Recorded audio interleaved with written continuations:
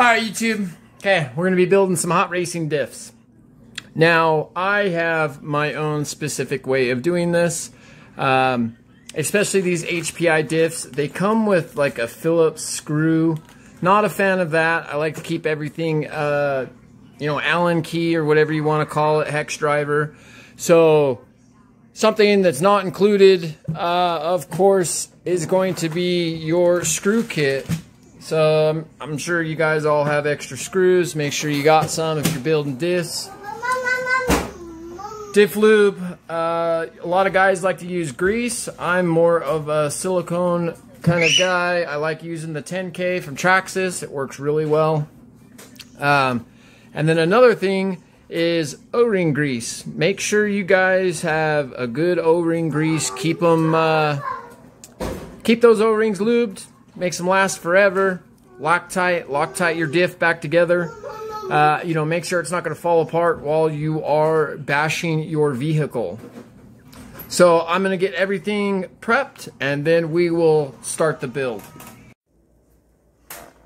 Alright. Okay, so to start off, like I said, let's get everything greased. Right, you just want to add a little bit of grease. O-rings. Right. Already greased the O-ring inside the case. Okay. Now I'm going to get all the little pieces. Since it was a disaster yesterday, I couldn't find the right O-rings. Okay.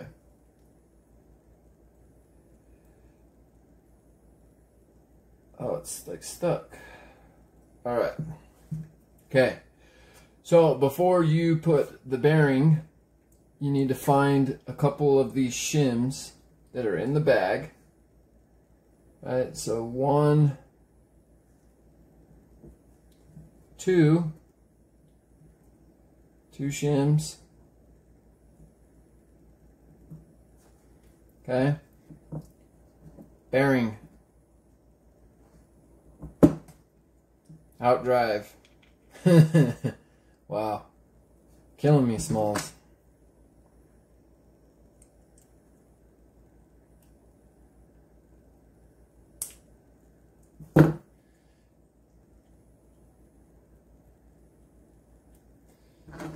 So shims, bearing, shims,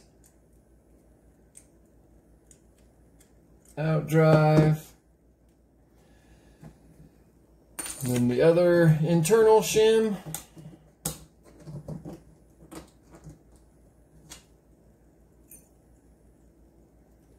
Pin.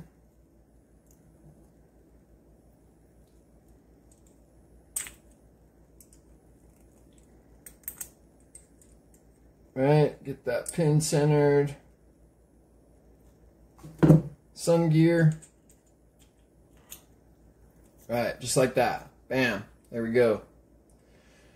Okay. So let's do this one more time. Okay, so shim. Okay, there's already a shim. Shim. Dog ear. Oh man. See what I mean by it's slightly frustrating? It is slightly frustrating, but you know. Patience is king. Slide those in. Okay. Bam. Okay, so that went together actually well. Yes. Okay, planet gear. Planet gear. Shim.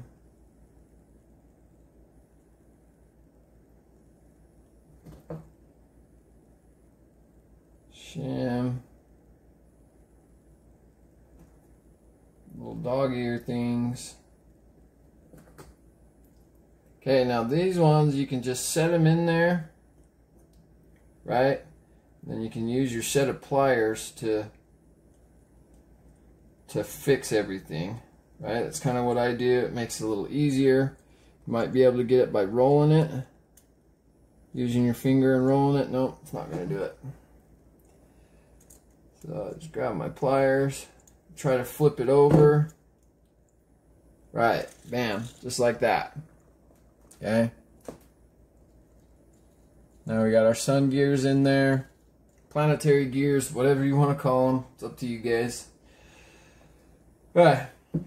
Now, you know, in the instructions it says to put a shim underneath this hot racing. Now I cannot find a shim that fits in the kit. I know the hot racing is a little bit different. I've read online, but you can see where it could absolutely use a shim.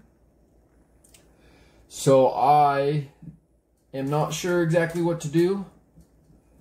You know, I mean, I could slide some of these shims on, but they're not the right size. So I'm going to pause for a minute and I'm going to see what type of shims I can come up with. Okay, not my best work ever, but I was able to find a shim and I drilled out the middle. That was a power struggle, to say it, you know, nicely. But now our bearing is shimmed. So that's good. Can't complain if it works. Right? So all we do is bearing, shim, outdrive, right? Same thing. We got our big washer, our pin. Grab our pin. Put it in the outdrive. Right. Oh, I don't know if this is gonna fit or not. Supposed to put that damn gasket in. Yeah, it looks like it'll be all right. Right, and then that big sun gear. Right, so just like that. Now, some people like to put a little bit of grease on the back side of that gasket. Nothing wrong with that. If you choose to do that, not a big deal. And then, so for our last step, it is filling, right? Now, there's a lot of opinion when it comes to filling diffs.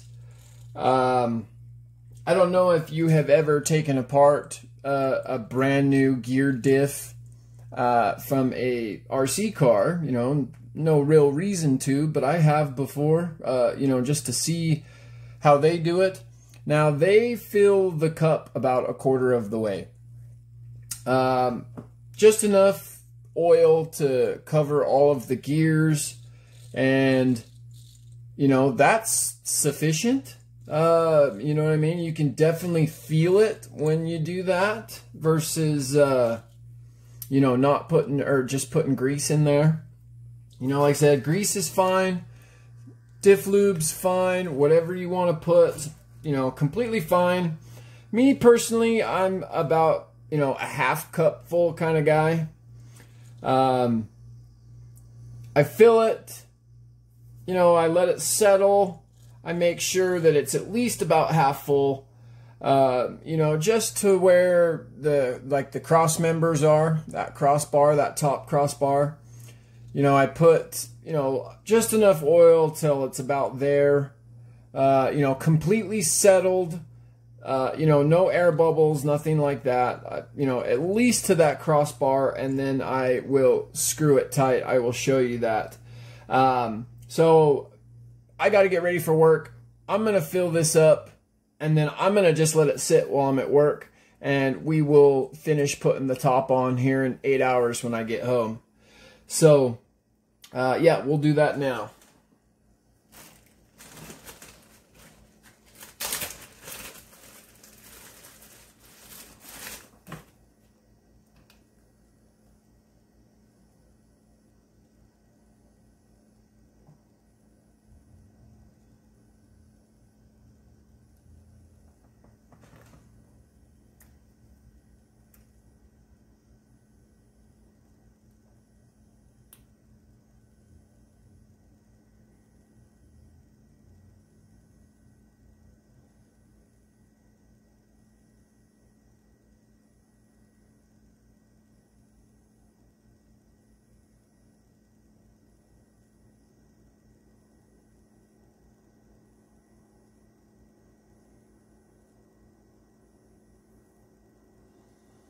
right?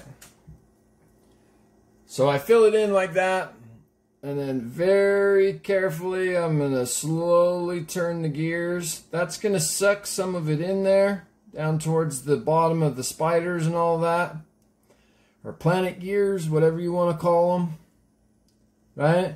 And then I'm going to just leave that like that. You can see that it sucked all that oil in there, right, underneath those gears. So now I'm going to let it sit. And I'm going to let it level off. That right there is probably plenty of oil, in my opinion.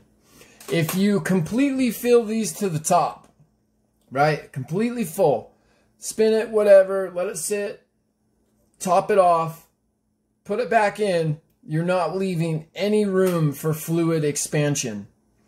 If this stuff heats up at all, it expands. Especially when it's in a nitro vehicle, it's going to expand.